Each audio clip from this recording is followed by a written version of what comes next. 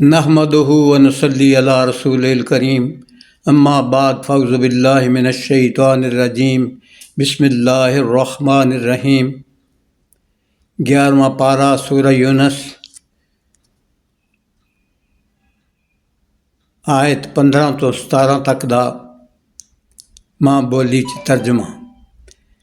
15वीं आया मुबारका च अल्लाह दी ज़ात फरमा रही है ਤੇ ਜਦੋਂ ਉਹਨਾਂ ਉੱਤੇ ਸਾਡੀਆਂ ਸਾਫ਼-ਸਾਫ਼ ਐਤਾਂ ਪੜ੍ਹੀਆਂ ਜਾਂਦੀਆਂ ਨੇ ਤਾਂ ਉਹ ਲੋਕ ਜਿਹੜੇ ਸਾਡੇ ਨਾਲ ਮਿਲਣ ਦੀ ਉਮੀਦ ਨਹੀਂ ਰੱਖਦੇ ਆਖਦੇ ਨੇ ਬਈ ਇਸ ਕੁਰਾਨ ਤੋਂ ਇਲਾਵਾ ਕੋਈ ਹੋਰ ਕੁਰਾਨ ਲੈ ਆਓ ਜਾਂ ਇਹੋ ਹੀ ਬਦਲ ਦਿਓ।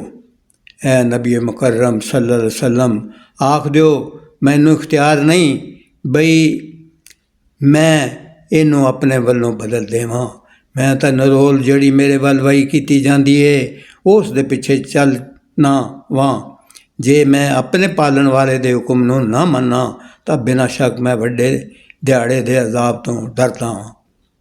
16वीं आयत फरमाया आख दिओ जे अल्लाह चाहता तो ना ही मैं इस कुरान नूं तुहाडे उत्ते तिलावत करदा ते ना वो आप तुहानूं इहदे तो जानकारी देंदा। बिना शक मैं इस कुरान के उतरन तो पहला भी तुहाडे विच उमर का एक किस्सा गुजार चुकिया हाँ सो की तुसीं अकल नहीं रखते। 17वीं आयत फरमाया बस उस बंदे तो वध के जुल्म करने वाला किहड़ा होवेगा जिहड़ा अल्लाह उत्ते झूठा बुतान लगांदा है या उहदियां आयतां नूं झुठलांदा है। बिना शक जुर्म करने वाले लोग भलाई नहीं पावणगे। सदक अल्लाह मौलाना अल अज़ीम।